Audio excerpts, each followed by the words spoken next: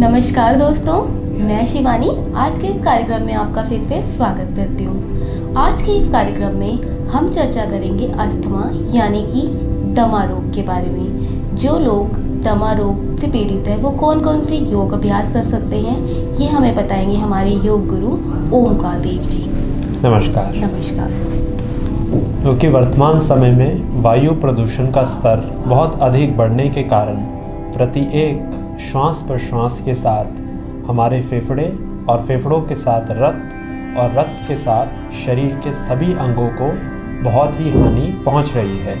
उसी बात को अपने स्मरण में रखते हुए हमने कुछ विशेष योग अभ्यासों की रूपरेखा तैयार की है। तो चलिए अभ्यास आरंभ करते हैं। दोनों पैरों को मिलाकर पीठ गर्दन सीधा कर लेंगे। कोहनियाँ सीधी, हाथों को जंघाओं के बगल में रखेंगे।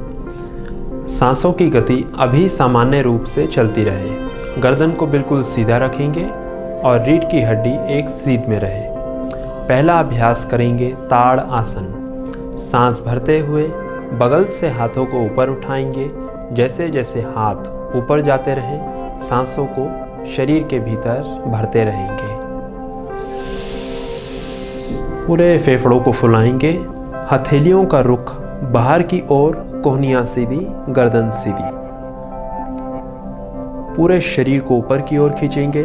इस स्थिति में आने के बाद सांस को शरीर से बाहर छोड़ देंगे और अब सांसों की गति सामान्य रूप से चलती रहे। दोनों एड़ियों को जमीन से ऊपर उठाकर पूरे शरीर को पंजों के ऊपर नियंत्रित करेंगे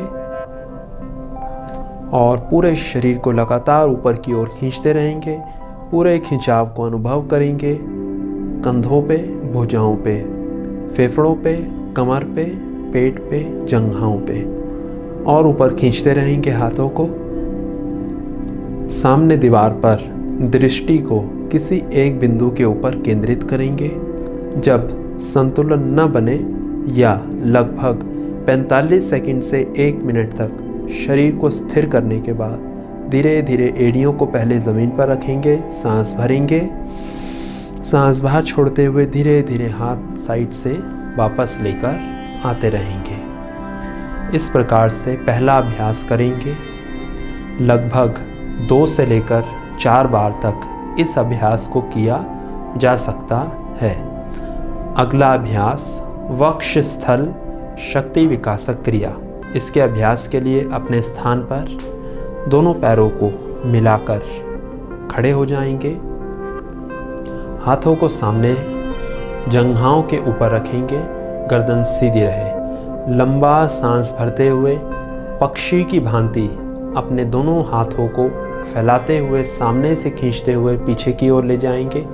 जैसे जैसे हाथ ऊपर जाते रहें, सांस को भरते रहेंगे और अब शरीर को वक्षस्थल छाती वाले हिस्से से पीछे की ओर झुका देंगे और हाथ पीछे ले जाएंगे।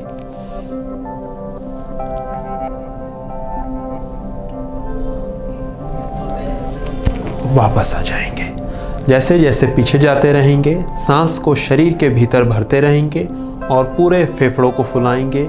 जैसे जैसे वापस आएंगे, हाथों को वापस फैलाते हुए ही आएंगे और सांस बाहर छोड़ते हुए जितनी देर रुके हैं उतनी देर तक इस अभ्यास में सांस स्वाभाविक रूप से ही शरीर के भीतर रुक जाता है। यदि सांस ले पाएं तो जितनी देर रुके हैं सांस को शरीर के भीतर भरा और छोड़ा भी जा सकता है।